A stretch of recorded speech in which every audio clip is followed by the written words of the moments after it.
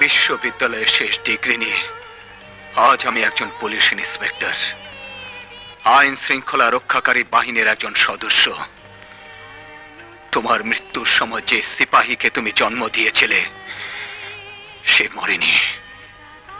দোয়া করো অন্যায়ের বিরুদ্ধে রুখে দাঁড়াতে আমি যেন শক্তি পাই, স্বাধীনতা রক্ষার জন্য আমার হাতের অস্ত্র যেন উন্নত থাকে। আমার যতটুকু ক্ষমতা আছে তা দিয়ে যেন দেশকে দুর্নীতিমুক্ত করতে পারি।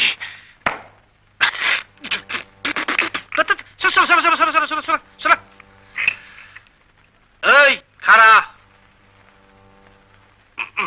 খাইছে রে, ফাও খাইতে তো রাজি না, কিন্তু ওই 2 টাকা দে।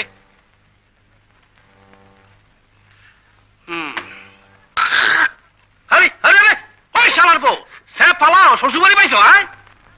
শালার বউ, দিনের বেলা চুরি করো, রাতে কি করো? ওটা তোর কি হয় ভাই? ভাই চাকা সহ ধরা পড়ে সব জেল অবধারিত। স্যার কোনো ব্যবস্থা? সব অবস্থারই ব্যবস্থা আছে। গাড়ির জন্য গ্যারেজ আছে, রুগীর জন্য ডাক্তার আছে। আরে তোগুলি গা আমি আছি না? হ্যাঁ, ডাক্তার দেখাতে ভিজিট লাগে না? এদিকে আয়, বাইর কর। স্যার ওই যে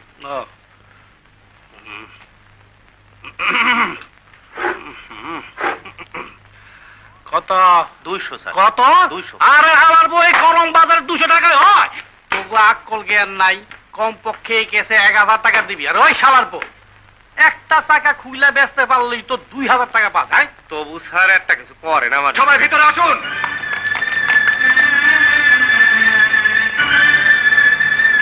আপনাদের সবাইকে আমি বলে দিচ্ছি, আমি যতদিন এই থানায় আছি একটি পয়সা আমি ঘুষ খেতে দেব না।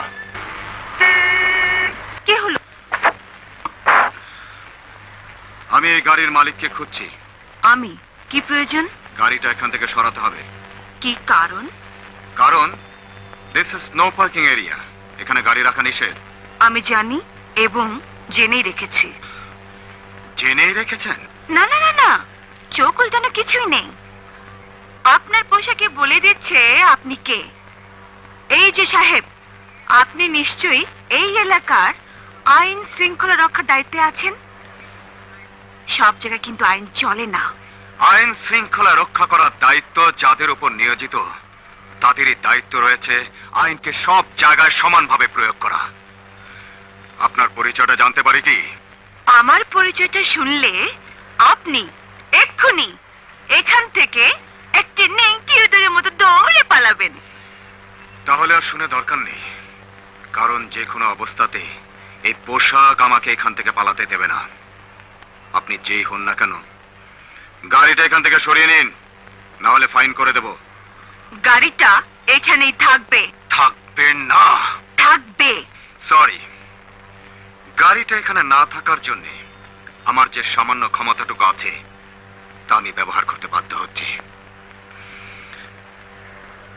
Charlie 4, I need record. এক্ষুনি পলক ভিডিওর সামনে রেখাটা পাঠিয়ে দাও।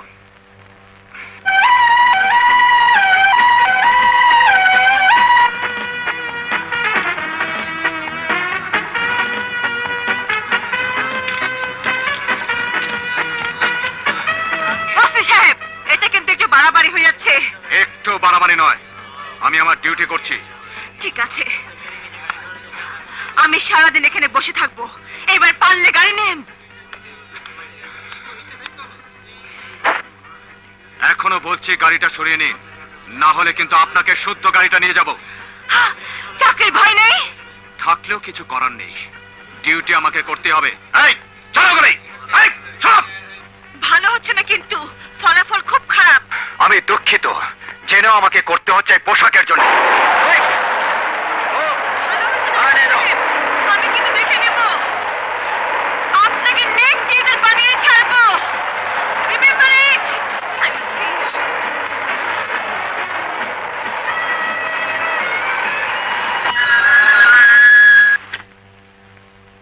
This is Zaman speaking.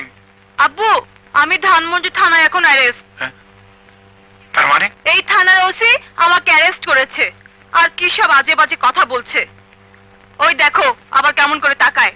কোনো মানে জানতে চেও না, কিচ্ছু বলা সম্ভব না। তুমি এক্ষুনি 5 মিনিটের মধ্যে এখানে চলে এসো।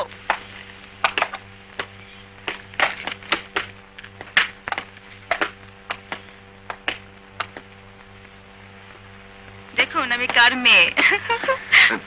স্যার, চম্পা আমার মেয়ে। তুমি ওকে অ্যারেস্ট করেছো? জি, মানে আব্বু, আমি আমার গাড়িতে রেখে পলক বুঝতে গিয়েছিলাম ক্যাসেট আনতে। আমি ক্যাসেট নিয়ে বাইরে এসে দেখি তোমার এই ওসি আমার গাড়িতে রেকারে হুক লাগাচ্ছে। আমি তোমার কথা বললাম, তাতে ওসি সাহেব এখন জ্বলে উঠলো। এরপরে আমি গাড়িতে গিয়ে বসলাম। তোমার ওসি সাহেব আমার কোনো কথাই শুনলেন না, আমাকে শুদ্ধ গাড়িটা থানায় নিয়ে আসলেন, এখন আটকে রেখেছেন। কাঞ্চন, চম্পা সত্যি কথা বলছে?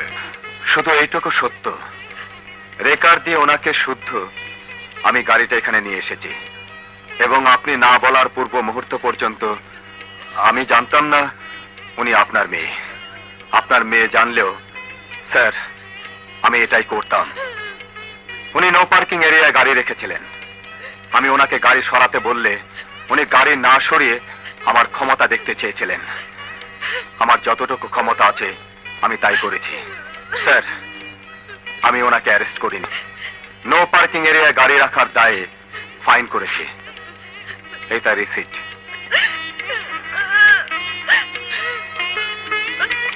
নাও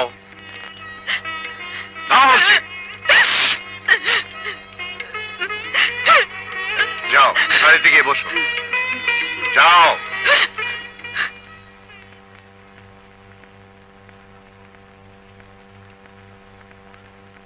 কাঞ্চন, আমি বুঝতে পেরেছি ও একটু খামখেয়ালি, মিথ্যা কথাও বলে। যাকে রাজুর ব্যাপারটা তুমি কি করেছো? স্যার, রাজুর ফাইলে আমি যে ছবিটা দেখেছি, এই রাজু ক্রিমিনাল হতে পারে না। হোয়াট?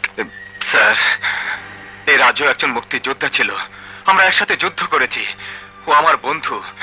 ফাইলে যেভাবে লেখা আছে স্যার, ও এতটা খারাপ হতে পারে না। হয়েছে, এটাই সত্যি। তুমি তোমার দায়িত্ব পালন করো। কখন সে কি ছিল সেটা আমাদের জানার ব্যাপার নয়।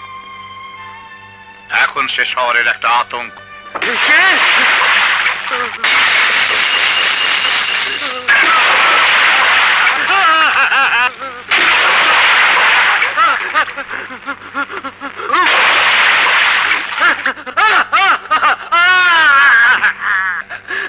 ওঠ, ওঠ, বল প্রতি মাসে আমাকে তুই 2000 টাকা দিবি। দেবো বাবা, দেবো। এই এলাকায় যত 2 নম্বর কাজ হয় সবাই আমাকে ট্যাক্স দেয়। বাবা, এটা তো 2 নম্বর না। বিক্রি করিস বাংলা মদ, এটার তো কোনো নাম্বারই নেই। বাবা, সব ডিপার্টমেন্টে পয়সা দিয়ে আমি এটাকে 1 নম্বর করে ফেলেছি। রাজুর ডিপার্টমেন্টে পয়সা না দিলে কোনোদিনও 1 নাম্বার হবে না। দেবো দেবো দেবো।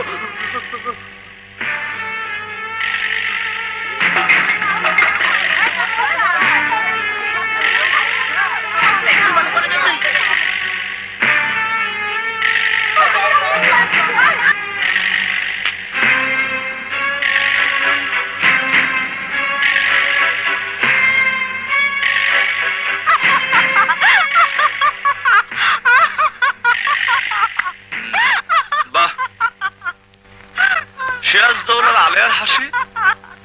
ওরে রাজু, তুই বাংলার শেষ স্বাধীন নবাব সিরাজউদ্দৌলা, আর আমি হইলাম এই বস্তির ফকিন্নি আলেয়া। কিরে, কত টাকা টেনেছিস? হাসি যে থামছে না। কি কইরা থামবো ক? বাংলার নবাবের নবাবি দখল করতে এসেছে ফিরিঙ্গিরা। পলাশিতে যুদ্ধ হবে, আলেয়াও আছে, আলেয়া যুদ্ধ দেখবে। তোর নবাবি বুঝিয়া যায় রে রাজু মিয়া।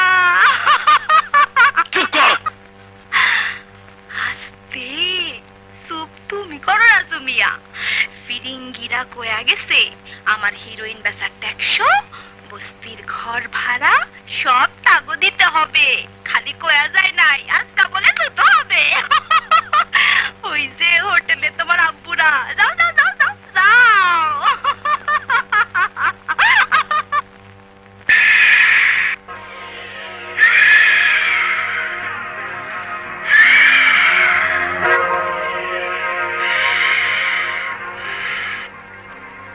রাজু বস্তির ভাড়া ফুলিকে দিয়ে হিরোইন বিক্রি করে শুনলাম বেশ মাল কামাচ্ছিস, কিছু ট্যাক্স নিতে এলাম। রাজু ট্যাক্স নেয়, দেয় না। নেওয়াটাই যাদের অভ্যেস তারা কি সহজে দিতে চায়? আজ নেব এবং তোকে তা দিতে হবে।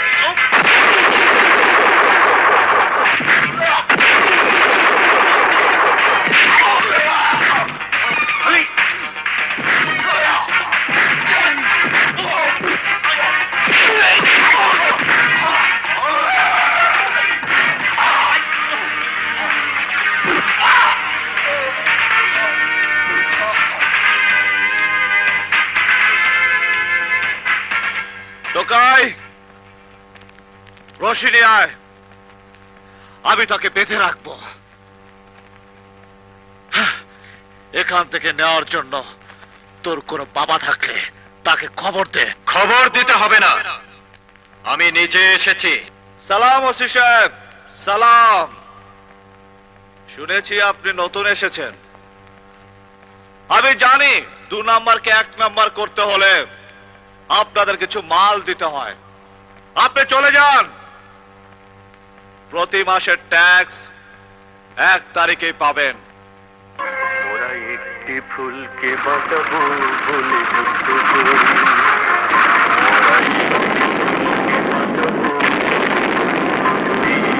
ওসি সাহেব, কি ভাবছেন? আজ কিছু সালামি? ভাবছি সেলামি নেব না সেলামি দেব। ভাবছি 1971-এর গোপালগঞ্জের প্রত্যন্ত গ্রাম কবিরপুরে যে ছেলের হাতের অস্ত্র শত্রু সেনাদের বিরুদ্ধে প্রথম গর্জে উঠেছিল, একে সেই রাজু। সে হাত শত্রু সেনাদের বিরুদ্ধে যুদ্ধ করতে কাঁপেনি। সেই পবিত্র হাত থেকে কিভাবে আমি সালামি নেব? কিভাবে আমি ওই হাতে হাত করা পরাবো? যে মাটির চির মমতায় আমার আরে কাঞ্চন দোস্ত, তুই এখানে আসি, তাহলে তবে কি? No! আমি একজন সিপাহী, আমি সৈনিক, আমি একজন মুক্তিযোদ্ধা। সেদিন মুক্তিযুদ্ধ করে নতুন যে পতাকার জন্ম দিয়েছি, আজও সেই পতাকা সমুন্নত রাখার জন্য যুদ্ধ করছি। যতদিন পৃথিবীর মানচিত্রে এদেশ একটি উন্নত দেশ হিসেবে চিহ্নিত না হবে, ততদিনে যুদ্ধ চলবে। এই হাত দিয়ে যুদ্ধ করেছিলিস, যে হাত দিয়ে দেশের পবিত্র মুক্তি যুদ্ধ করেছিলি, যে হাতে জাতির গৌরব।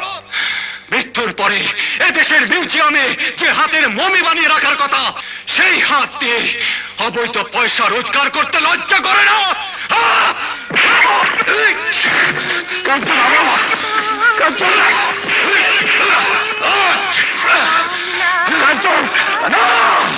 কোন মুক্তিযোদ্ধা খারাপ হতে পারে না। কাঞ্চন, তুই আমাকে সাথে মানিস না। আমার এই হাত তোর গায়ে হচ্ছে না। না না না, শোধ হবে না। মৃত্যুর মুখোমুখি দাঁড়িয়ে 7 কোটি মানুষের জীবনের সন্ধান আনলে যারা, সে গানের মহিমা কোনদিন ম্লান হবে না। না না না, ম্লান হবে না।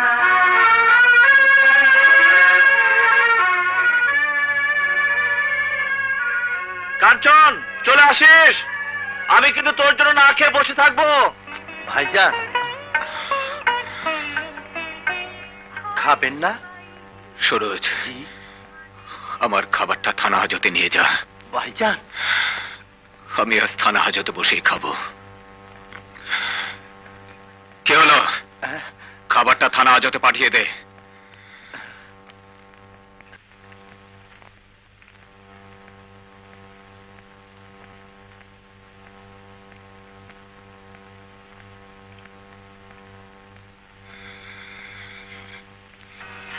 চোখ থেকে মুছে ফেলো ওসি সাহেব, আপনি? রাজু, আমি কাঞ্চন, তোর দোস্ত। 21 বছর এই বুকটা কারোর সাথে মেলাতে পারিনি রাজু। 21 বছর তোকে দিয়ে একসাথে ভাত খেতে পারিনি। হায় রাজু, একসাথে খাই। একটু আগে ধানমন্ডি থানার ওসি জনাব ইলিয়াস কাঞ্চন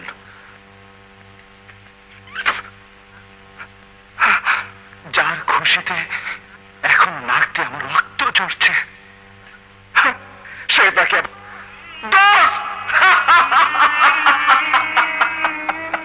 আমার দোস্ত।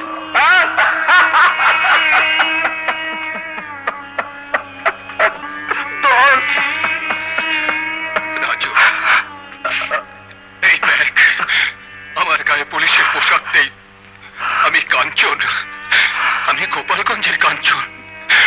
তুই দোষ গলাগলি করে ঘুরে বেড়াতাম, তুই দোষ একসাথে খেলতাম। আমি সেই কাঞ্চন, একসাথে দুইজনে যুদ্ধ করেছিলাম রাজু। রাজু, সেটা এখন বেদনার স্মৃতি। মুক্তিযুদ্ধে সময়টুকু মনে হয় জীবনের কলঙ্কিত অধ্যায়। রাজু, একজন মুক্তিযোদ্ধা একটি স্বাধীন দেশের গৌরব। এদেশের মুক্তিযোদ্ধারা সর্বকালের সর্বশ্রেষ্ঠ সন্তান।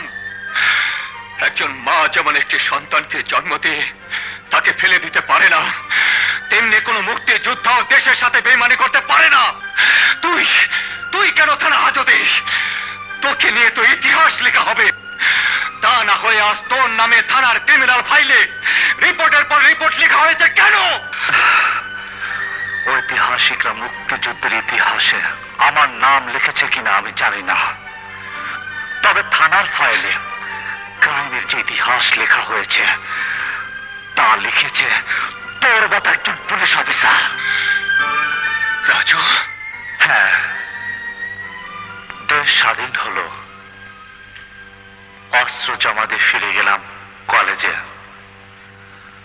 কলেজের পরে তুই গেলে রাজশাহী ইউনিভার্সিটিতে, আমি গেলাম ঢাকা ভার্সিটিতে। একই ক্লাসে একটি মেয়ের সাথে পরিচয় হলো, পরিচয় থেকে ভালোবাসা। হই হুল্লোড়ের মধ্যে কাটতে লাগলো দিনগুলো। আমাকে নিশ্চয় চিনতে পারোনি। আমি কবিরপুরের খান বাহাদুর ইসমাইল হোসেন খানের ছেলে, খান মোহাম্মদ দেলোয়ার হোসেন খান। জি জি, চিনেছ? হ্যাঁ, আসলে তোমরা অনেক কষ্ট করে দেশ স্বাধীন করেছ।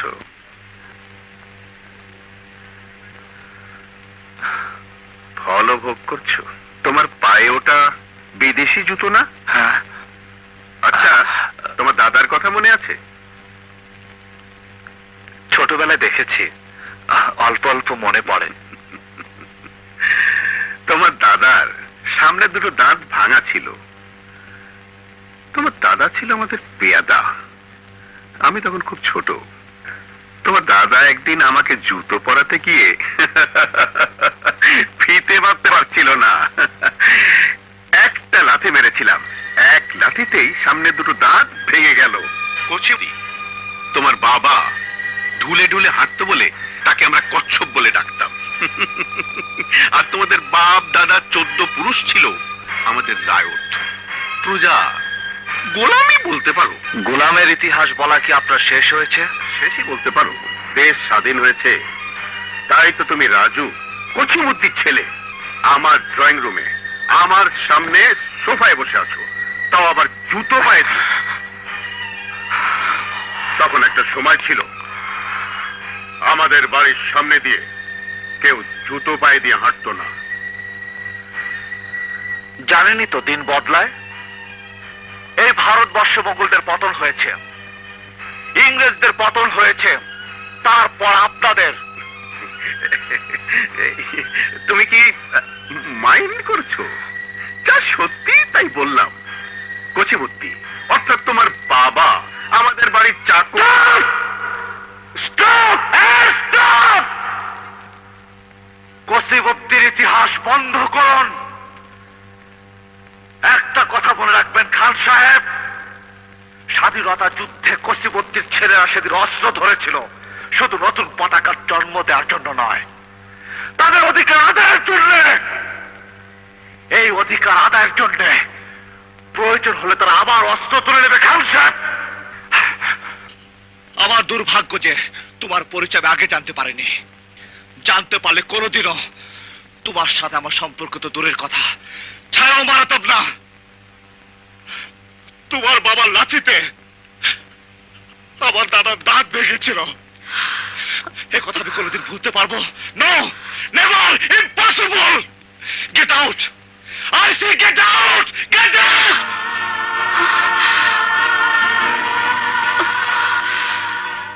আমার ড্যাডি মিথ্যে কথা বলেনি। তুমি আসলে ছোট লোকের বাচ্চা। Yes! Yes! অল কচিমুদ্দিনের বাচ্চারা ছোট লোক। হ্যাঁ, আমি ছোট লোক।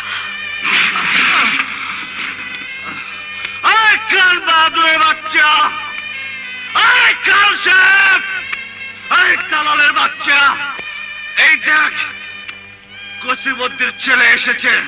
যুদ্ধ আইনে কচিমুদ্দির ছেলে আবার যুদ্ধ ঘোষণা করছে। কচিমুদ্দির ছেলেরা শুধু নতুন পতাকার ভূখণ্ডের জন্য যুদ্ধ করেনি, তাদের গোলামীর অবসরের জন্য যুদ্ধ করেছে। আবার সেই যুদ্ধ হবে। রশিদ, পুলিশকে টেলিফোন লাগা। আর খানের বাচ্চা বেরিয়ে আয়। প্লিজ। আমি গোলামের বাচ্চা, কচিমুদ্দিন। রাজা, প্লিজ আর একটি শব্দ করো না। তুমি এক্ষুনি এখান থেকে চলে যাও। আর কোনোদিন এই বাড়ির পাশে আমি করে দিচ্ছি। ধরে নিয়ে গেল পুলিশে, বেআইনি অস্ত্র রাখার দায়। 7 বছরের জেল হলো, অথচ ধরা পড়লাম খালি হাতে। কাঞ্চন, অস্ত্র আমার কাছে ছিল না, ছিল না কাঞ্চন, বিশ্বাস কর। পুলিশ অফিসারের পা ধরে আমি কেঁদেছিলাম। আমি গরিবের ছেলে, আমার জীবনটা নষ্ট করবেন না স্যার। 7 বছর জেলে থাকাকালে মা বাবাকেও হারালাম। বের হয়ে দেশের যে অবস্থা দেখলাম, তাতে মনে হলো কি প্রয়োজন ছিল 71-এর যুদ্ধে। কচিমুদ্দির ছেলেদের ভাগ্য কিন্তু কোনো পরিবর্তন হয়নি, তাই নিজের অধিকার নিজেই আদায় করে নিতে থাকলাম। হয়ে গেলাম ক্রিমিনাল। এখন তুই ভালো হতে পারিস না রাজু। ছেড়ে দিতে পারবি তুই আমাকে এখান থেকে? ফিরিয়ে দিতে পারবি আমার জীবনের 7টি বছর? প্রমাণ করতে পারবি সেদিন ব্যাজ অস্ত্র আমার কাছে ছিল না? পুড়ে ফেলতে পারবি আমার নামে থানা ফাইলগুলো? তাহলে বিশ্বাস কর কাঞ্চন, আমি আমি ভালো হয়ে যাব। আমি ভালো হয়ে যাব কাঞ্চন, আমি ভালো হয়ে যাব। পারবি না, বরং পারবে আরো 2টো মিথ্যে মামলা আমাকে ঢুকিয়ে দিতে। কাঞ্চন, তুই এখান থেকে চলে যা। তুই একজন পুলিশ অফিসার, আমি একজন ক্রিমিনাল, আমি একজন দাগি আসামি। চলে যা কাঞ্চন, চলে যা, চলে যা কাঞ্চন, and get out Kanchan, get out! নাও, রাজু চার্জশিটে কাঁঠাল বাগানের ডাকাতি কেসে তার ইনভলভমেন্টের কথা তোমাকে লিখতেই হবে। হাউ ইম্পসিবল স্যার, আমি তা পারবো না। এমনি একজন পুলিশ অফিসার ওর জীবনটাকে ধ্বংস করে দিয়েছে, আর আমি ওর বন্ধু হয়ে, নো স্যার নো, আমি তা পারবো না। হোয়াট? তুমি কি মনে করো না রাজু একজন criminal? Answer me, Raju criminal? Yes sir. একজন ক্রিমিনালের শাস্তি পাওয়া উচিত। ইয়েস। ধানমন্ডি থানা এলাকার আইন শৃঙ্খলা রক্ষার দায়িত্ব কার হাতে? তোমার হাতে? Yes sir. তাহলে ওই এলাকার শান্তির জন্য, আইন শৃঙ্খলা বজায় রাখার জন্য তোমাকে লিখতেই হবে, আর রাজুকে হাজতে দিতে হবে। স্যার, আমি রাজুকে জিজ্ঞেস করেছি, সে ওই ডাকাতি কেসে ছিল না, এবং আমি তা বিশ্বাস করি। আমার হাত দিয়ে আমি রাজুর বিরুদ্ধে কথা লিখতে পারবো না স্যার। ভয়, সে একজন দাগি আসামি। তাছাড়া ওই মামলায় তাকে সন্দেহ করা হয়েছে। কেসটা হেভি না করলে ওকে তুমি বেশি দিন হাজতে রাখতে পারবে না, তা তুমি বোঝো। তাই বলে আই এম সরি স্যার। কাঞ্চন, তুমি ভুলে যাচ্ছ, পুলিশ তার কাজ শুরু করে সন্দেহ থেকে এবং শেষ করে প্রমাণ দিয়ে। You have to write it, forget about your friendship. Okay? Okay sir. Suraj, ji, শেষ পর্যন্ত রাজুর কথাই সত্য হলো। আমি পারলাম না, আমি রাজুর জন্য কিছুই করতে পারলাম না। শেষ পর্যন্ত আমার কলম দিয়েও তো রাজুর বিরুদ্ধে লিখতে হচ্ছে। যে পুলিশ অফিসারের জন্য রাজুর এই পরিণতি, তার আর আমার মধ্যে পার্থক্য কোথায়?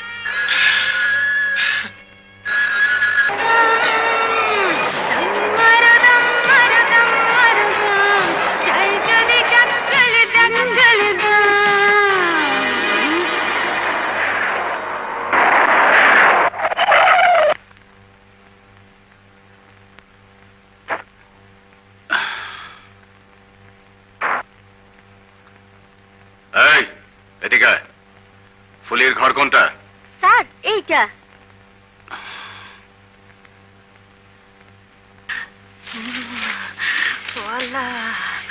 আমার কেউ এই, ঘরে কে? কে? মামা নাই, মামা। হ্যাঁ? ও, আমি তোর মামা না, ও, আমি থানা থেকে এসেছি। থানা থেকে এসেন? হ্যাঁ? ওরে বাবা রে, ওরে বাবা রে। আসসালামু আলাইকুম স্যার, আসসালামু আলাইকুম। আরে বাবা রে, আপনি কে লেগেছেন স্যার? তোর ঘরে হিরোইনের আড্ডা বসে? হিরোইনি? স্যার গো, আমি কোনো দিন হিরোইন দেখি নাই, সিনেমা হলে দেখছি। আমার ঘরে যদি কোনো হিরোইন আইতো, তাহলে আমার ঘর ধন্য হয়ে যেত। মিথ্যে কথা বলার চেষ্টা করলে পেটের চামড়া তুলে ফেলবো। সিনেমার হিরোইন? হিরোইন ছিল না। হিরোইন খায়, তুই খাস। এখানে হিরোইন খাওয়া আটা জমে, তুই বিক্রি করিস। ওরে আমার স্যার গো, ওরে আমার আল্লাহ, একে কথা শোনালেন স্যার? স্যার, আমার শরীর লাগতে দেন স্যার, শুটিংয়ে সব সময় থাকে স্যার। চার শুটিংয়ে জ্বর? হ্যাঁ, চোরা বেটে। কাঞ্চন, এই লেটারটা পড়ো।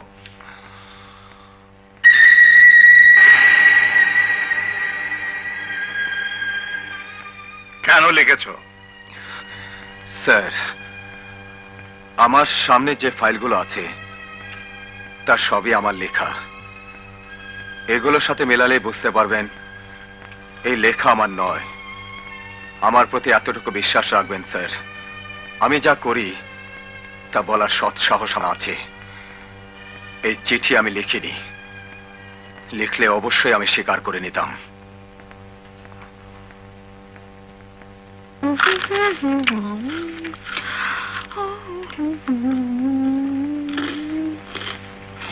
চম্পা, stand up. I say stand up. G Stupid মেয়ে, মিথ্যাবাদী। তুমি একটা চোর, একটা বানোয়ার চিঠি লিখেছো এই সরল ছেলেটাকে ফাঁসাবার জন্য। জানো তোমার এই মিথ্যে চিঠির জন্য কি হতে পারতো? আমি যদি চিঠিটা নিয়ে সরাসরি আইডি সাহেবের কাছে যেতাম, ওই ছেলেটা সাসপেন্ড হতো। যে দুর্নাম ওর ঘাড়ে পড়তো তা তোমার আত্মহত্যা করতে পারতো। Get out! I say get out! যাও আমার সামনের থেকে, মিথ্যাবাদী চোর কোথাকার। Get out!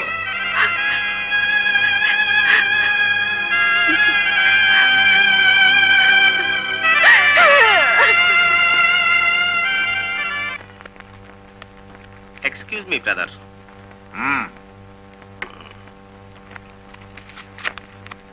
মিনিস্টার সাহেব বোধহয় টেলিফোন করেছিলেন? না, আমার দলের ওই ছেলেটার ব্যাপারে টেলিফোনের আগেই ছেড়ে দিন, তা না হলে উনি আবার মাইন্ড করলে আপনার অসুবিধা হতে পারে। Get up, get up! মিনিস্টারের কথা যা পারলে যেন তোর মিনিস্টার আমার চাকরি খায়। হ্যালো, জি স্যার, জি স্যার, স্যার হ্যাঁ? ডিসি সাহেব। সালাম আলাইকুম স্যার। কাঞ্চন, তোমাকে এক্ষুনি আমার একটু প্রয়োজন। আমি তোমার সাথে কিছু কথা বলবো। যদি তোমার সময় হয় তাহলে তাহলে তোমাকে আমার সাথে একটু বাসায় যেতে হবে। জি স্যার, আসছি।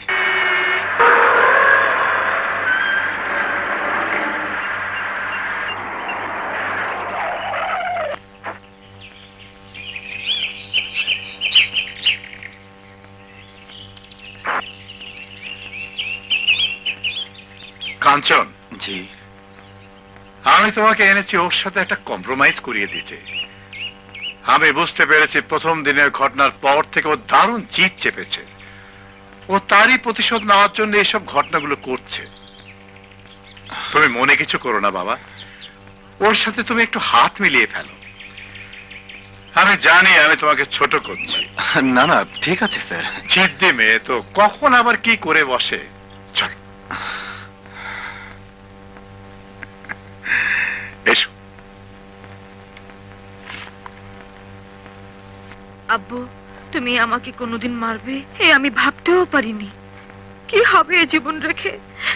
আমাকে ক্ষমা করো, আমি আত্মহত্যা করলাম। কাঞ্চন, চম্পা আমার একমাত্র মেয়ে।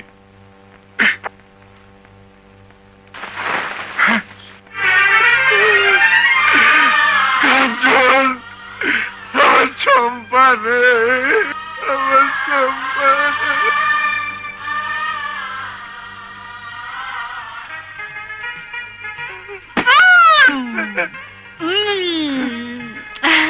আছি, এখনো মরিনি।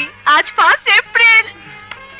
দেখলে দেখলে কাঞ্চন, এই নিয়ে আমি সারাটা জীবন কাটাচ্ছি। এদিকে আয়, এদিকে আয় বলছি।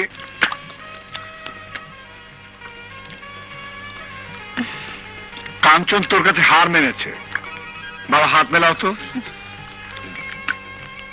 লক্ষ্মী মা, সব ভুলে যা। শোনো, আর কোনোদিন মিথ্যে কথা বলো না।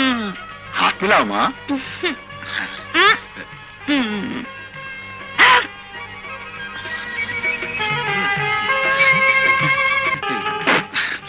তাহলে ওসি সাহেব, আজ থেকে কম্প্রোমাইজ। ও হ্যাঁ, একটা কথা আছে। এখন কিন্তু আপনাকে এখানে বসে থাকতে হবে। আমি রান্না করব, খেয়ে যেতে হবে। Sir, sir.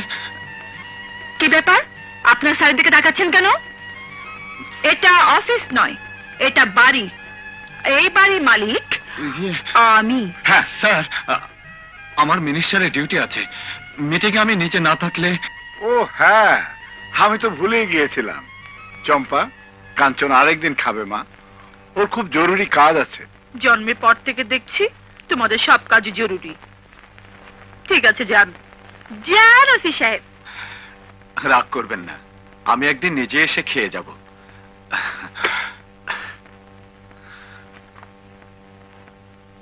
আমার সরকার সব সময় গরিব দুঃখী মানুষের পাশে থেকে তাদের ভাগ্যোন্নয়নের জন্য চেষ্টা করে যাচ্ছে। আমার সরকার এদেশের জনগণের সরকার, গরিব দুঃখী মানুষের সরকার। আপনাদের কাছে আমার আবেদন, আগামী নির্বাচনে আমার সরকারের পাশে থেকে তার হাতকে আরো মজবুত করুন, আরো শক্তিশালী করুন, শক্তিশালী করুন। আপনারা যদি আপনাদের ওয়াদা পূর্ণ করেন তাহলে আমি আমার সরকারের পক্ষ থেকে কথা দিচ্ছি, আমরা, আমার সরকার গরিব দুঃখী মানুষের পাশে চিরকাল থাকবে। এদেশের প্রত্যেকটি মানুষের জন্য বাসস্থান থাকবে, প্রত্যেকটি মানুষ চিকিৎসা পাবে, শিক্ষার সুযোগ পাবে, কোন মানুষ এদেশে অনাহারে মরবে না। আর এটাই হলো কেন তুই মন্ত্রীকে বোমা মারতে গিয়েছিলি? ওই মন্ত্রীর সাথে তোর শত্রুতা আছে? ওই মন্ত্রী মারা গেলে তোর আব্বা মন্ত্রী হতো। তাহলে কেন মারতে গিয়েছিলিস? ওই মন্ত্রী মারা গেলে কি তোর থাকার জায়গা হবে? তুই গাড়িতে চড়বি? তুই ভাত খেতে পারবি? তুই যে টোকাই, সে টোকার বাচ্চায় থেকে যাবি। স্যার, এই টাকা আপনি জানি কি কইলেন? ওই লোকটার নাম মন্ত্রী, ওই লোকটা মন্ত্রী স্যার। ওই লোকটা মরে গেলে আমার কিছু যায় আসে না। এই 50 টাকা আমার কাছে অনেক বড়। আজ 2 দিন ধরে আমি আর আমার নানি না খাওয়া। এই 50 টাকা একজনে দিয়া কইল ওই মিটিং এ এই বোমাটা ফেলবি। জি স্যার। স্যার, ওই অফিসার আমার সামনেই আছে। স্যার, আমি সব অফিসারদের ডেকেছি। জি স্যার, আমি সব ব্যবস্থায় নিচ্ছি। আচ্ছা কাঞ্চন, আর কি কোনো বোমা ছিল ওর কাছে?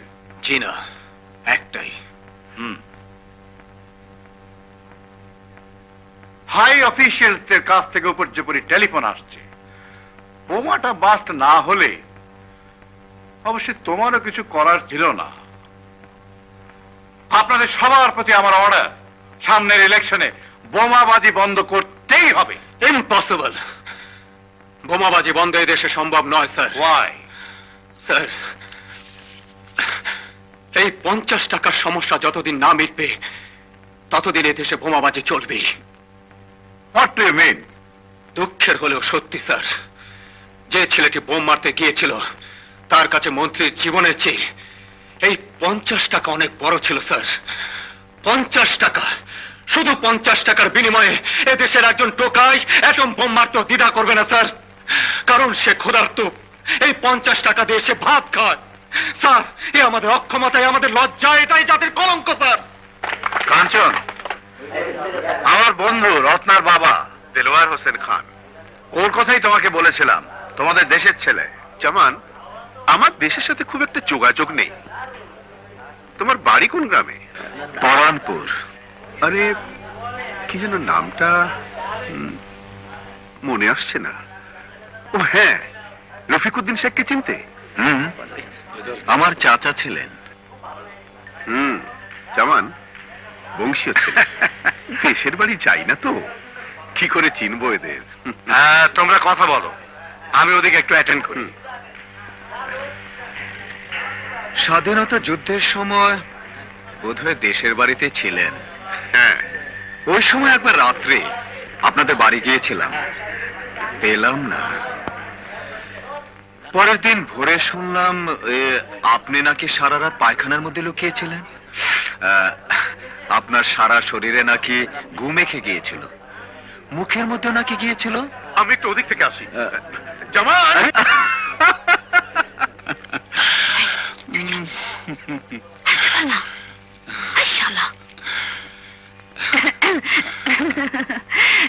মুরব্বিদের সাথে কি বলছিলেন? আর যাই হোক, মিথ্যে কথা বলছিলাম না। আমি বুঝি মিথ্যে কথা বলি?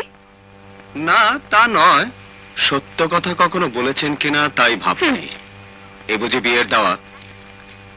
এখনই বুঝবেন কিসের দাওয়াত? বিয়ের আগের দাওয়াত। খালা,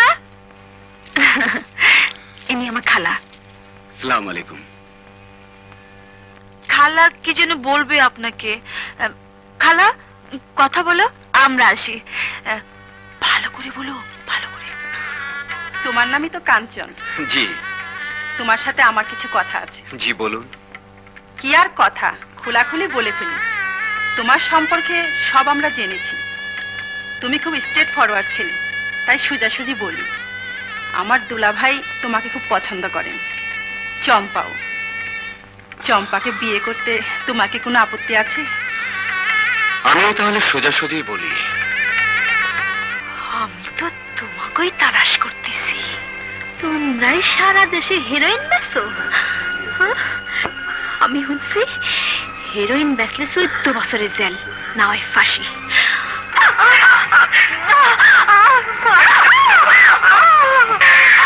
তোমরা শোনো, দেলোয়ার খান সারা বাংলাদেশে হিরোইন বেচে।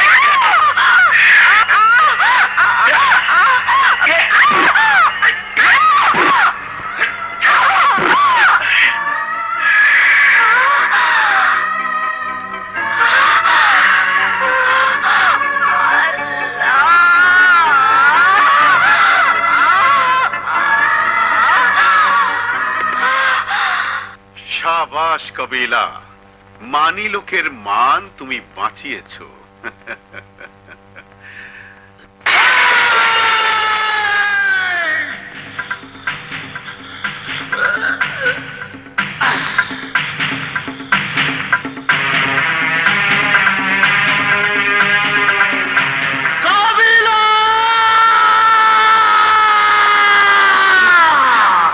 রাজু, আর আগাইস না, মাল আছে, বুক ঝাঁঝরা করে দেব। এ বুক যাত্রা হবার নয়, 71-এ পাক সেনারা পারে নাই। আয়!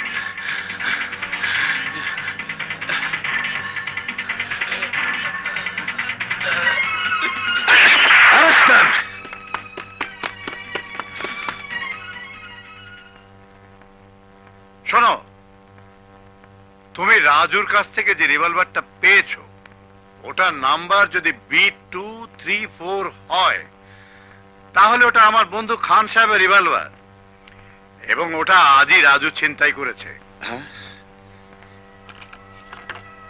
জি, ওই নাম্বার। কিন্তু আজ কখন? আরে এই তো আজ বিকেলে খান সাহেব আমার সামনে। এরা সবাই তোমার দেশে। তুমি অবশ্য জানো রাজু আর খান সাহেবের মধ্যে একটা ঘটনা আছে। রাজু খান সাহেবকে নাকি গুলি করতে চেয়েছিল, আর কাবিলাকে যে ধরেছ, কাবিলাও খান সাহেবের লোক, ওকেও মারতে গিয়েছিল। তুমি ওকে ছেড়ে দাও। না স্যার, তা কেমন করে সম্ভব? আমি ওকে মাতাল অবস্থায় ধরেছি। খান সাহেবের লোক যখন, জামিন হতে কষ্ট হবে না। আমি ওকে কোর্টে চালান করে দিচ্ছি। ঠিক আছে খান, তুমি কোনো চিন্তা করো না, তোমার রিভলভার তুমি ফেরত পাবে। আর কাবিলার জামিন বেটার তুমি কোর্ট থেকে নিয়ে নাও। রাজু, তুই সবকিছু অস্বীকার করছিস, অথচ ফুলির খুনের আসামি তুই। রিভলভার ছিনতাইয়ের কেস তো তোর বিরুদ্ধে। কাঞ্চন, ফুলের মৃত্যুর কথা আমি এখনো ভুলতে পারিনি। আমার মানসিক অবস্থা খুব খারাপ। একটা সাফ কথা শুনে নে, ফুলিকে আমি খুন করিনি। আর খান সাহেব, রংবাজি অনেক করেছি, প্রতিশোধ নিতে পারতাম, কিন্তু রত্নার জন্য আমি নীরব থেকেছি। খান সাহেবের মুখোমুখি আমি কোনোদিন হতে চাইনি। আমি কেন তার রিভলভার চিন্তাই করতে যাব? তাহলে ফুলিকে খুন করেছে কে? কাবিলা। এবং সেই জন্য আমি তাকে খুন করতে গিয়েছিলাম। কিন্তু ওর মামা কেস করেছে তোর বিরুদ্ধে, আর কাবিলা কেন বা খুন করবে ফুলিকে? ফুলি মরার সময় রাস্তায় চিৎকার করে বলেছিল খান সাহেব হিরোইন বিক্রি করে, তোমরা পুলিশকে বলে দিও। আর নিজেও হিরোইন খেত, মাঝে মাঝে বিক্রিও করত। আমার মনে হয় ওর মৃত্যুর জন্য এটাই আসল ঘটনা।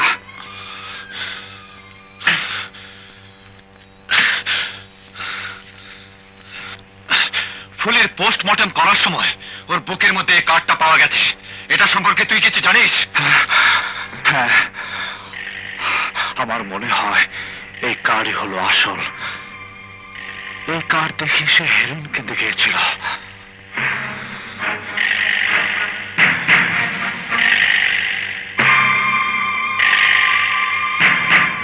এই কার্ডটা আপনি চেনেন?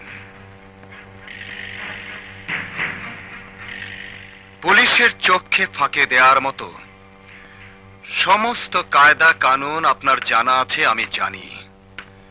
আর কাবিলা যখন এখানে দাঁড়িয়ে আছে, তখন এও বুঝতে পারি আপনার ক্ষমতা অনেক। কারণ কাবিলার মতো আসামিরও আপনি জামিন করিয়েছেন। আর এও জেনে রাখুন, আমি একজন ছোট পুলিশ অফিসার হলেও আমার থেকে আপনি রেহাই পাবেন না। আমি আপনাকে অ্যারেস্ট করে নিয়ে যাব। কি অপরাধে? আপনি বিষাক্ত হেরোইন ব্যবসায়ী। Heroin? Are you a madman? আমি একজন পাগল লোক নই বলেই আপনার কোন রকমের চালবাজি আমার সঙ্গে চলবে না।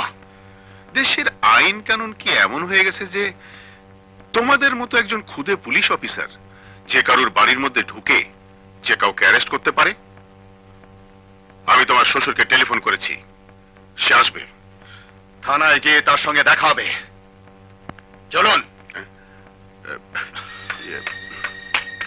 আরে জামান, দেখো তো ভাই, তোমাদের পুলিশদের এত বড় ক্ষমতা হয়েছে, তোমরা যে কাউকে যে কোনো সময় অ্যারেস্ট করতে পারো। তোমার জামাই আমাকে অ্যারেস্ট করতে চাইছে। কাঞ্চন, সত্যি? হ্যাঁ, ওনার বিরুদ্ধে এত বড় একটা ফাইল তৈরি হয়েছে, এবং যে সমস্ত রিপোর্ট আমার কাছে আছে তার সবই জেনুইন। জামান, তুমি তো সবই জানো ভাই। আমি একজন নিরীহ লোক। আমার মেয়ে আর রাজুর ঘটনাও তুমি জানতে। আমি শুনেছি ওই রাজু তোমার জামাইয়ের বন্ধু। আর কয়েকদিন আগে আমার এই কর্মচারী রশিদের ভাগ্নিটাকে খুন করেছে রাজু। বোঝো তো, গরিব মানুষ, এরা বিচার আচার পাবে না বলেই আমি একটু ব্যাক করছি। সম্ভবত এই কারণেই রাজু তোমার জামাইয়ের কাছে আমার সম্পর্কে কিছু উল্টোপাল্টা কথা বলেছে। তুমি যে রিপোর্ট পেয়েছো ওর পেছনে একটা পারিবারিক ঘটনা আছে, আমি তোমাকে পরে বলবো। আমি সব জানি, আর জেনে ওনাকে অ্যারেস্ট করতে এসেছি। তুমি চলে যাও। আমি জীবিত থাকতে রাজুর প্রতি আর কোনো অবিচার হতে দেব না। আমি ওকে অ্যারেস্ট করবই। কাঞ্চন, আমি তোমার senior officer, and this is my order. Get out. I said get out from here.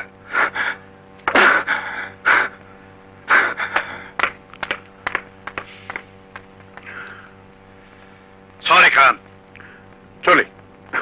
It's all right, বসো। আমার কাজ আছে। Thank you.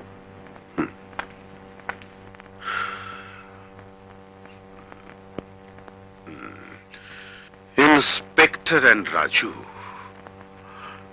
I will see both of you.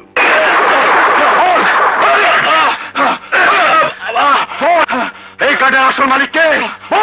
আমি জানি না স্যার, আমি জানি না। জানিস তো বটেই, এটা হলো 71 আর তোর কাছে 45। 71 আলা হিরোইন বিক্রি করতো, তুইও হিরোইন সহ ধরা পড়েছিস। বল এই কার্ডের আসল মালিক কে? আমি জানি না স্যার, আমি জানি না।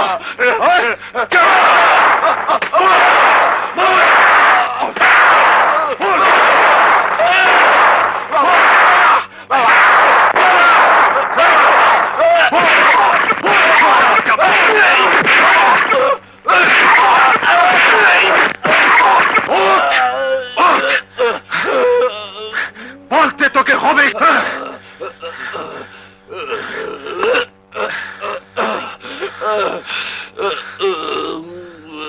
বলবে না, বলবে না, জীবন থাকতে বলবে না। অনেক পরীক্ষা করেই একটা কার্ড আমি দেই। রশিদ, তবুও নুর ইসলাম কার্ড সহ ধরা পড়লো কেন? বস, নুর ইসলামকে আমি পাইনি, এখন কি হবে বস? এদিকে ফুলি মার্ডার, নুর ইসলাম কাঠ সময় ধরা পড়েছে, আমার কিন্তু ঠ্যাং কাটতে আছে। তো সব কাজে ঠ্যাং কাঁপে। কাবিলা,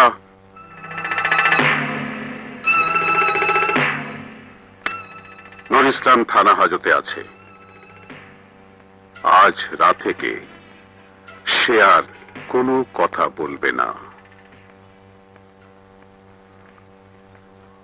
তার জবান চিরতরে বন্ধ হয়ে যাবে।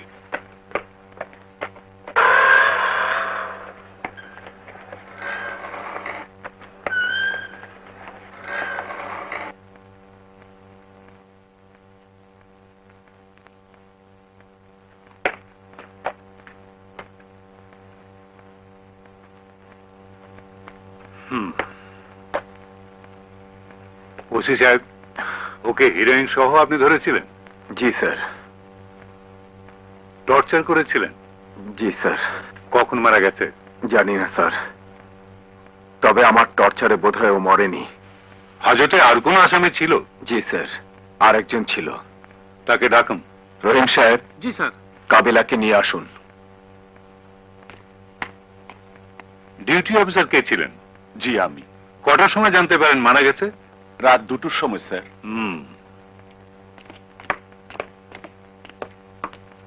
আচ্ছা, এর মৃত্যু সম্পর্কে তুমি কিছু জানো? স্যার, আমারে রাত 9টার সময় পুরো ক্যান্টিনেতে ধরে আনছে। আমি হাজতের মধ্যে গিয়ে দেখি এই লোকটা কোনার মধ্যে মরার মতো পড়ে আছে। সেন্ট্রির কাছে শুনলাম ওসি সাহেব নাকি ওরে অনেক পিটাইছে, অনেক রাইতে দেশ কি টানতেছে। কিছু সময় পর দেহে আর রাও পারে না। পরে ভয় আমি সবাইরে ডাকলাম, সবাই গিয়ে দেখে মরে গেছে।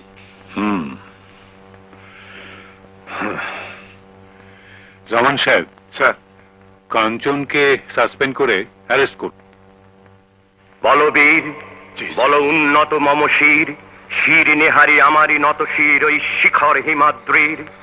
বলবীর, বল মহাবিশ্বের মহাকাশ ফাড়ি, চন্দ্র সূর্য গ্রহ তারা ছাড়ি, ভুলক দুলক গোলক ভেদিয়া, খোদার আসন আরশ ছেদিয়া, উঠিয়াছে চির বিস্ময় আমি বিশ্ববিধাত্রীর। থানাতে এসে থানার একজন অফিসার জনাব রহিমুল্লাহকে থাপ্পড় মেরেছিল এবং তার কলার ধরে টেনে এনে থানা সমস্ত অফিসার ও পুলিশদের সামনে অপমান করেছিল। নিজের এলাকার বাইরে তেজগাঁও থানার এলাকার তেস্তরি বাজারের এক গলিতে একদিন নিরপরাধ শিবুকে প্রকাশ্যে নির্মমভাবে প্রহার করেছিল। এটা ছিল তার ক্ষমতার অপব্যবহার। আরো একদিনের ঘটনা, তারই শ্বশুর ডিসি জনাব জামান সাহেবের সামনে মারতে উদ্যত হয়েছিলেন এদেশের একজন বিশিষ্ট ব্যবসায়ী জনাব দেলোয়ার হোসেন খানকে। ইওর অনার, নিশ্চয়ই আইন শৃঙ্খলা রক্ষা করার জন্য এদেশের পুলিশ বাহিনীর হাতে অস্ত্র দেওয়া হয়। তারা যদি সেই অস্ত্রের জোরে একজন নিরীহ সাধারণ মানুষের উপর অত্যাচার করে, থানার মধ্যে আটকে নিরস্ত্র মানুষকে নির্মমভাবে নির্দয়ভাবে হত্যা করে, তাহলে এদেশের জনগণ কোথায় গিয়ে দাঁড়াবে? ইওর অনার, নূর ইসলাম রাজা বাজারের সামান্য একজন মুদি দোকানদার, তার স্ত্রী আজ বিধবা, দুটি মাসুম বাচ্চাকে নিয়ে সে আজ রাস্তায়। এই দায়িত্বহীন বদমেজাজি ঘুষখোর পুলিশ অফিসার থানা হাজতে নূর ইসলামকে পিটিয়ে হত্যা করেছে। এদেশে নিরীহ জনগণের পক্ষ থেকে মহামান্য আদালতের কাছে আমার আর্জি, নূর ইসলামকে হত্যার দায়ে দৃষ্টান্তমূলক শাস্তি প্রদান করে আইনের হাতকে শক্ত করুন। আইনের হাতকে শক্ত করুন। একটি স্বাধীন দেশের মেরুদণ্ড হলো সে দেশের আইন। আইন নাজুক হলে দেশের জনগণ আইনের প্রতি তাদের শ্রদ্ধা হারিয়ে ফেলবে। অতএব আইনের হাতকে শক্ত করুন, মজবুত করুন, নূর ইসলাম হত্যার বিচার করুন। ইওর অনার, নূর ইসলাম হত্যার বিচার করা যেমন মহামান্য আদালতের দায়িত্ব, তেমনি নূর ইসলামের সত্যিকারের হত্যাকারীকে খুঁজে বের করার দায়িত্ব মহামান্য আদালতের। নূর ইসলামের হত্যার সাথে জড়িত ব্যক্তিদের চিহ্নিত করার জন্য আমি পুলিশের ডেপুটি কমিশনার জনাব জামান সাহেবকে কিছু প্রশ্ন করতে চাই। পুলিশ ডেপুটি কমিশনার মিস্টার জামান।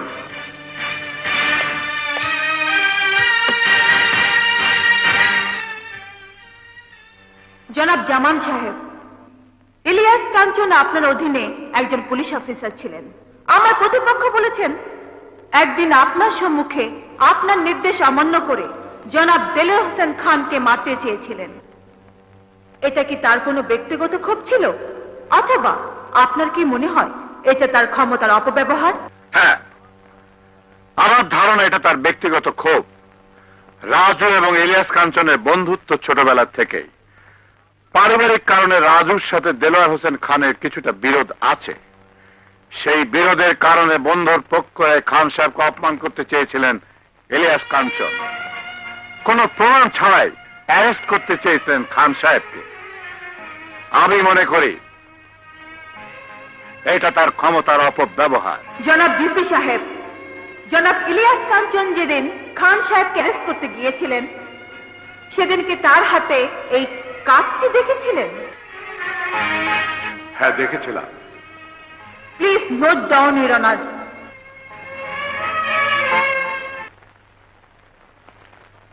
আচ্ছা কাবিলা, নূর ইসলাম যেদিন মারা যায় সেদিন রাত 8টার সময় আপনি ধানমন্ডি থানার সামনে একটা রেস্টুরেন্টে টাকা লেনদেন নিয়ে ফুলের মামা রশিদের সাথে গন্ডগোল করেছিলেন।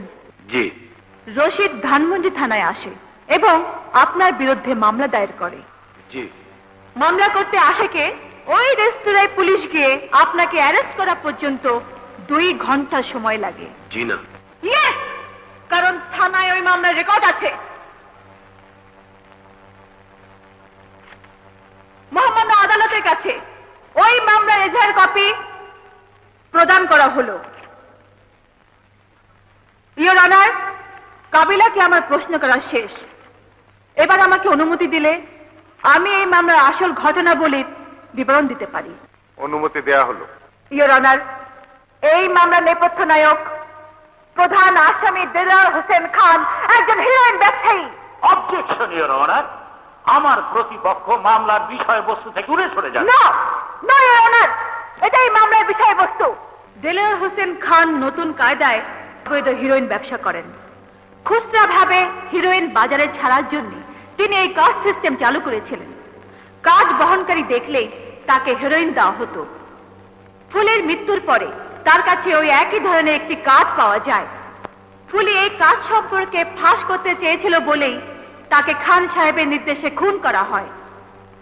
এই কার্ড সম্পর্কে রহস্য উদ্ঘাটন করার জন্য ওসি ইলিয়াস কাঞ্চন নূর ইসলামকে অ্যারেস্ট করেন এবং নূর ইসলামের নিকটও একই ধরনের আরেকটি কার্ড পাওয়া যায়। 2টি কার্ডই আদালতে পেশ করা হলো।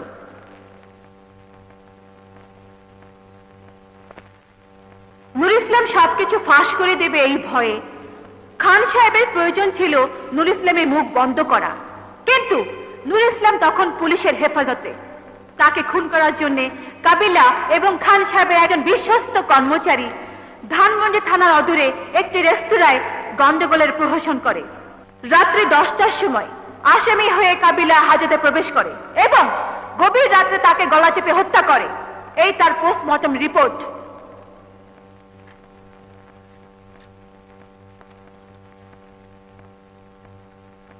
ইয়োর অনার, জনাব ইলিয়াস কাঞ্চন এবং রাজু এরা ছিলেন মুক্তিযোদ্ধা।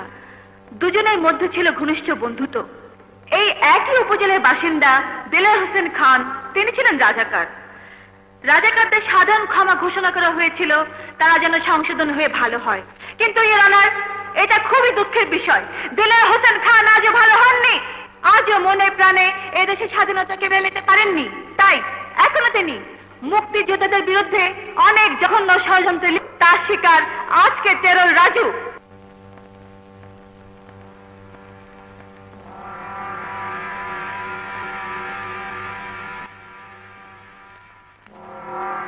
বিভিন্ন সাক্ষ্য প্রমাণে একথা প্রমাণিত হয়েছে দেলোয়ার হোসেন খান এই মামলার প্রধান আসামি এবং তারই নির্দেশে কাবিলা খুন করলামকে।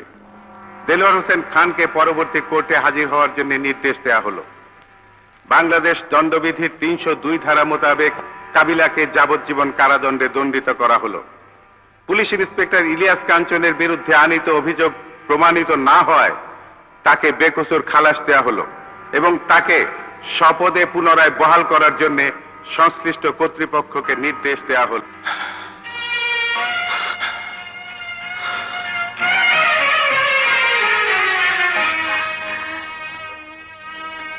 ইয়োর অনার, আমি আর পোশাক পরতে চাই না। যেদিন আমি পুলিশের চাকরিতে যোগদান করি সেদিন শপথ নিয়েছিলাম কোনো অন্যায়কে আমি প্রশ্রয় দেব না। আমি দেশের কাছে দেয়া আমার প্রতিশ্রুতি আমি রক্ষা করতে পারিনি। আমি কথা দিচ্ছি, পোশাক না পরে একজন মুক্তিযোদ্ধা হিসাবে যে শপথ নিয়ে দেশ স্বাধীন করেছিলাম সেই শপথ অনুযায়ী আমি দেলার হোসেন খানকে নির্ধারিত তারিখে এই আদালতে হাজির করব।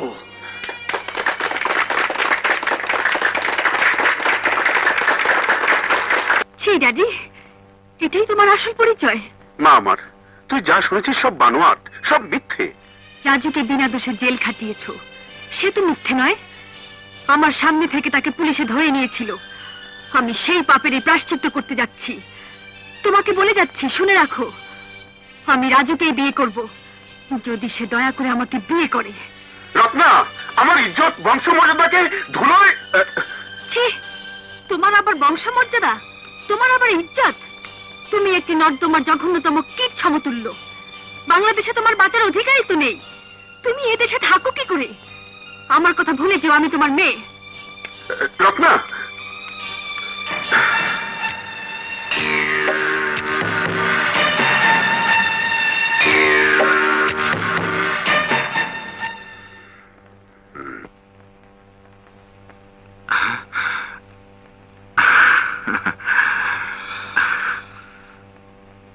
আমার কাছে আপনাদের কোনো প্রয়োজন আছে? হ্যাঁ আছে, আমি তোমাকে বিয়ে করতে এসেছি এবং এখানেই। হ্যাঁ রাজু, ও তোকে বিয়ে করতে এসেছে। আপনার সাথে আমার খুব একটা কথা না হলেও আমি আপনাকে চিনি। রত্না আমার বান্ধবী, ও আপনাকে তখনও ভালোবাসতো, আজও বাসছে। আপনার জন্য আজও বিয়ে করেনি। আপনার সাথে বিয়ে না হলে ও চিরকুমারী থাকবে। কাঞ্চন, কাঞ্চন, কি হলো তোমার? চম্পা, আমার মাথাটা ঘুরে উঠলো। কাঞ্চন, ডাক্তার কাছে নিয়ে যা।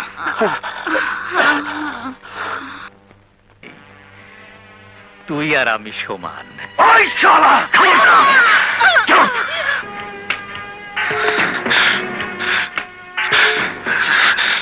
মামুনি, কষ্ট হচ্ছে? রাজাকারের বাচ্চা! ছি, চিৎকার করে না। ছোট লোকরা চিৎকার করে কথা বলে। আমি বিনা কারণে তোমাদের ধরে আনিনি। আগে শোনো মামুনি, আমি শুনেছি তোমার স্বামীর চাকরি নেই বলে তুমি নতুন পেশা হিসাবে ওকালতি শুরু করেছো। তোমার বাবার বন্ধু হিসেবে এ ব্যাপারে আমার নিশ্চয়ই তোমাকে সাহায্য করা উচিত। কোনো উকিল যদি প্রথমেই দু একটা মামলায় খুব দক্ষতা দেখাতে পারে, তাহলে সে শাইন করে। তোমার স্বামীর মামলায় তুমি দক্ষতা দেখিয়েছ, আমি তোমাকে আর একটা মামলা সুযোগ করে দিচ্ছি। সাক্ষী থাকবে তোমার নিজের লোক, তোমার স্বামী। একেবারে দেখা সাক্ষী হলে ভালো হয় না?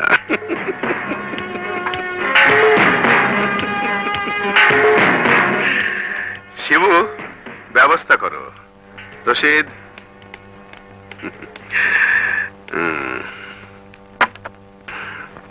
কন্ট্রাক্টের সব টাকা দিয়ে দিলাম। রাজাকারের বাচ্চা, এক কাঞ্চন চম্পাকে শেষ করে দেশের 11 কোটি মানুষের মুখ বন্ধ করতে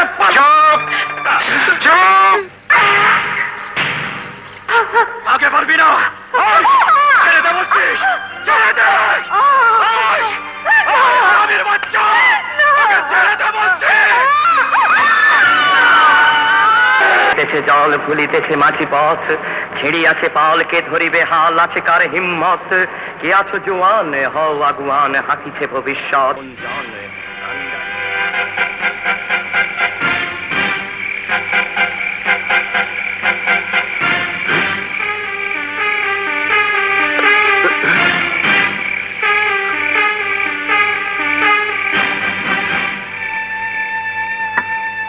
শিবু, শিবু,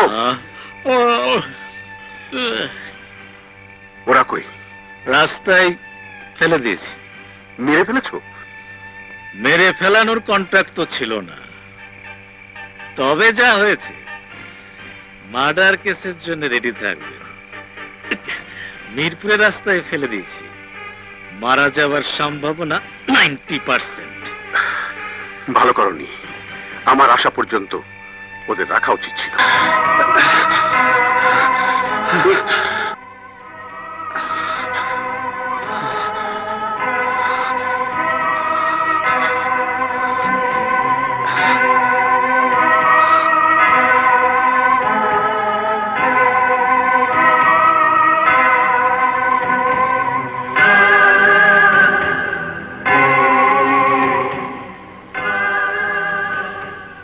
শুনুন, আপনি একজন সচেতন লোক, আপনাকে অবশ্যই কথাটা বলা উচিত। দুঃখ পাবেন না, আপনার স্ত্রীর আর কোনোদিন সন্তান হবে না।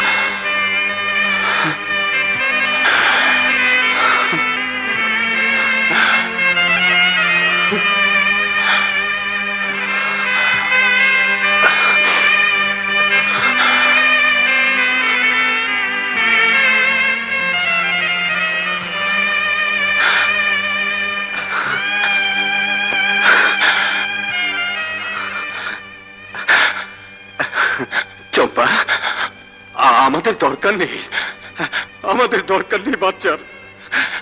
এই বাচ্চা ছাড়াও তো অনেকে বেঁচে আছে। চম্পা, চম্পা, এই দেশের 11 কোটি মানুষকে আমরা আমাদের সন্তান মনে করব। এই চম্পা, চম্পা, চম্পা, আমি তোমাকে কোনো দোষ দিচ্ছি না। এই এই এই সবই তো আমার চোখের সামনে ঘটেছে। চম্পা, একটিবার কথা বলো, মুখ খোলো। চম্পা, চম্পা, চম্পা, একটিবার কথা বলো, মুখ খোলো। চম্পা, একটিবার কথা বলো। চম্পা,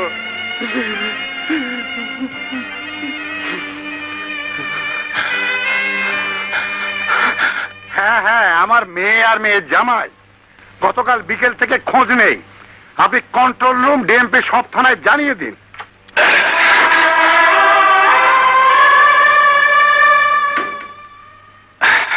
ডিসি সাহেব। কাঞ্চন, আমি কাঞ্চন, আপনার অধীনে একজন পুলিশ ইন্সপেক্টর ছিলাম।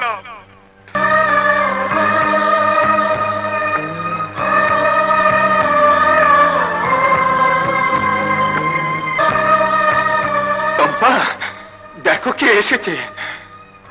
ছি চম্পা, তুমি এখনো ছেলে মানুষ থেকে গেলে। নামো, আপু এসেছে।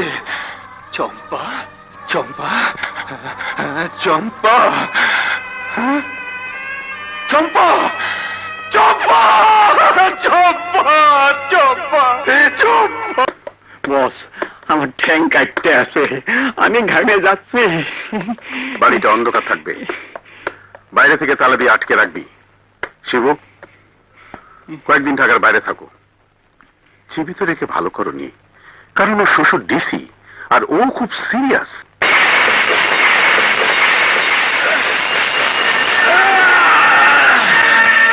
এখন মারবো না, আজ তোর মামলার তারিখ, আমি তোকে কোর্টে নেব।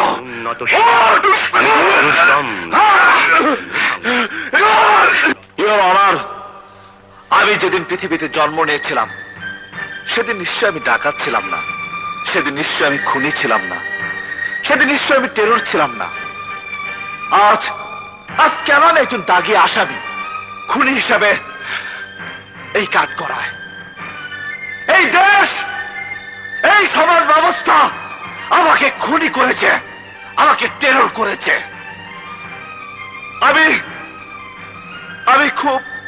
আমি খুব গরিবের ছেলে, ইওর অনার। আমার বাবার নাম কসিমউদ্দিন। আজ থেকে 21 বছর আগে আমি স্বাধীনতা যুদ্ধ করেছিলাম। সেদিন যে স্বাধীনতা যুদ্ধ করেছিলাম, 21 বছর পর আজ মনে হয় সেই যুদ্ধ শুধু মানচিত্রে একটি নতুন দেশের জন্ম দিয়েছে, শুধু নতুন একটি পতাকার জন্ম হয়েছে। কিন্তু এই কসিমউদ্দিন ছেলেদের স্বপ্ন ছিল তারা ভাত পাবে, কাপড় পাবে, চিকিৎসা পাবে, শিক্ষার সুযোগ পাবে। তা পায়নি। আর স্বাধীনতার ফল বড় হয় টেলিভিশনের 2টি দেশাত্মবোধক গানের মধ্যে সীমাবদ্ধ। কিন্তু এমনটি হবার কথা ছিল না, ইওর অনার। কেউ নড়বে না, নইলে গুলি করে পাখির মতো বেঁচে ফেলবো। অস্ত্রধারী পুলিশ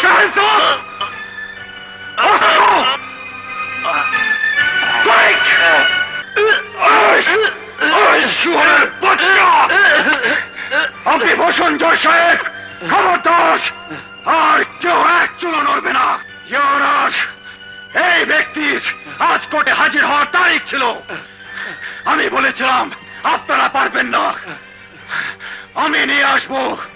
একজন মুক্তিযোদ্ধা হিসেবে, একজন সিপাহী হিসেবে দেশের কাছে দেওয়া প্রতিশ্রুতি আমি রক্ষা করেছি। এই ব্যক্তি স্বাধীনতা যুদ্ধের সময় দেশের শত্রু রাজাকার ছিল। এই ব্যক্তি আন্তর্জাতিক চোরাকারবারীদের সাথে জড়িত, দেশের যুব সমাজকে ধ্বংস করার জন্য বিষাক্ত হিরোইন ব্যবসায়ীদের সাথে জড়িত। এই ব্যক্তির কুচক্রান্তে একজন দেশপ্রেমী মুক্তিযোদ্ধা আজ বিপদগামী। মিথ্যা মামলায় জড়িয়ে যে আদালতের কাঠগড়ায় দাঁড়িয়ে আপনার বিচারের অপেক্ষায়। এই ব্যক্তি গ্রামের একটি সহজ সরল নিষ্পাপ মেয়ে ফুলির জীবনকে করেছিল কলঙ্কিত। সেই ফুলিকে এরই নির্দেশে খুন করেছে কাবিলা, এরই নির্দেশে কাবিলা খুন করেছে থানা হাজতে নূর ইসলামকে। ওর সর্বশেষ অপরাধ আমাকে করেছে নিঃসন্তান। সেই দুঃখে আমার স্ত্রী আজ গলায় ফাঁসি দিয়ে প্রাণের মুখের সাথে ঝুলছে। এত অপরাধের বিচারে নয়, বলুন বলুন ইওর অনার, চুপ করে থাকবেন না ইওর অনার, বলুন। নিশ্চয়ই ফাঁসি, কিন্তু আজ আদালত এখানে দুটি, একটি দেশের আইন সম্মত আদালত, আর একটি একজন মুক্তিযোদ্ধার আদালত। মুক্তিযোদ্ধার আদালতের রায় শুনুন। রাজু বেকসুর খালাস দেলার হোসেন খানের মৃত্যুদণ্ড। আপনার আদালত থেকে আমার আদালতের পার্থক্য হলো আপনার আদালতে আপিল করার সুযোগ আছে, আমার আদালতে তা নেই। আমি এক্ষুনি মৃত্যুদণ্ড কার্যকর করব। রত্না, তোমার স্বামীর কাছে যাও, যাও।